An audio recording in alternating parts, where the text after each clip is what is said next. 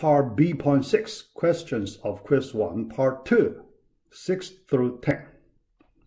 Question number 6. When we apply the linear search on a given array, which of the following types of arrays do we expect to work on? Expect, right? Based on our experience. Yeah. So we know in the general case, we should work on an unordered array. Although it also works on an ordered array, but we cannot expect that much, right? We cannot, if we expect too much, that's not good, right? So you need to make reasonable expectation. So that's our expectation should set on unordered array. We don't need order information. If we plan to apply linear search, so then we don't look at the order. We just assume it is unordered array. But in reality, it could be ordered. There is a slim chance that could be ordered, but we don't want to pay to check if it is ordered, right? We don't want to pay that cost. So we just still treat it as unordered array. Then apply linear search. All right, so that's the whole story, whole background about it. Yeah. All right, question number 7. Can we use the worst case efficiency to measure overall efficiency of an algorithm? Answer is no. I saw some students, pick yes. So let me explain. Overall, the overall efficiency, which of the 3 cases, the best case, worst case, average case, which one is the best to describe? Average case efficiency. Yeah. If you use best case, you are too optimistic, right? You are too optimistic. You use the best case.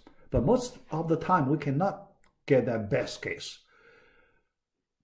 If you use the worst case, you are too pessimistic, right? You are too pessimistic. Because that's the worst case. Most of the time, we can do better than that, right? So that's still not a fair way to measure the whole overall efficiency, right? If you use the average case efficiency, then it is quite fair, yeah, because you consider all the cases. So that's a perfect way for the average case efficiency. Okay. The worst case typically is to work on the bottleneck.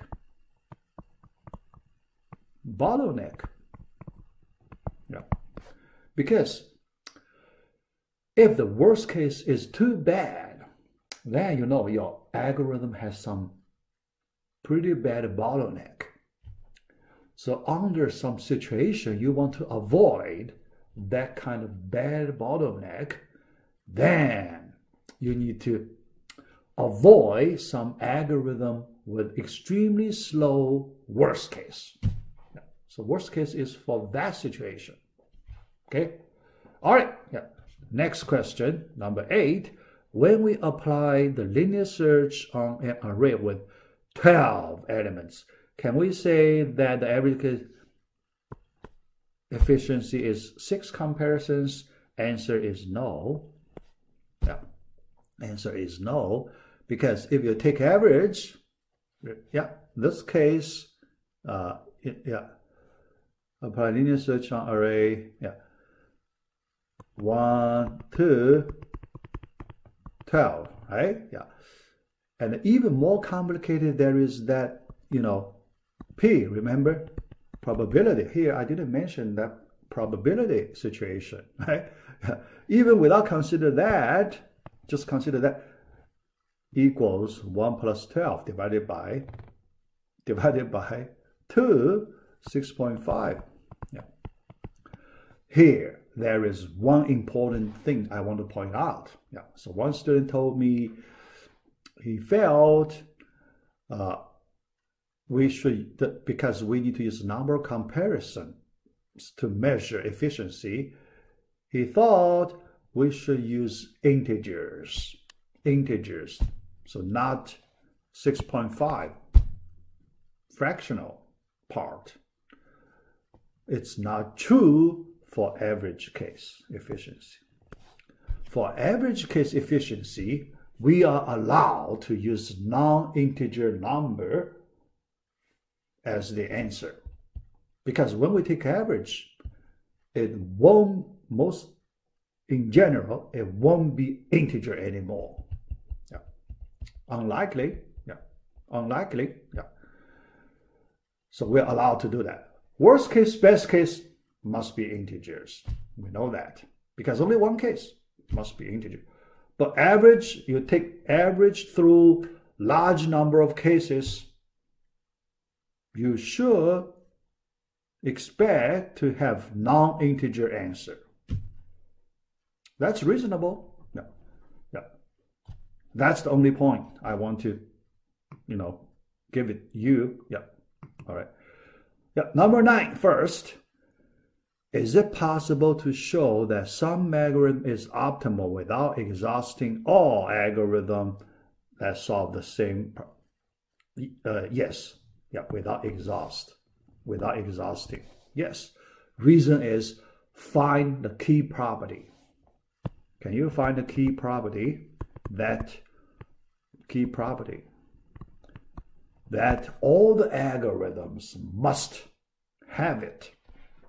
Even we don't know those algorithms, but we find a critical property that is shared by all the possible algorithms that solve this problem. You can use the finding the minimum problem. Yeah, we did that. We found that. Elimination, right? Eliminate number of elements. Eliminate n-1 elements. So that property, we found it. Yeah, so it's true. The last one. We have an optimal algorithm that solves the finding a minimum problem for a given. True. Here, I only say a fact. So this question just give you free. Okay? So if you follow the videos, follow our notes, we put a solution there. Okay? And we prove the optimality there. Yeah. So just give you a simple question. Number 10. All right, so we finish, all quiz questions. All right, so and we finish part B.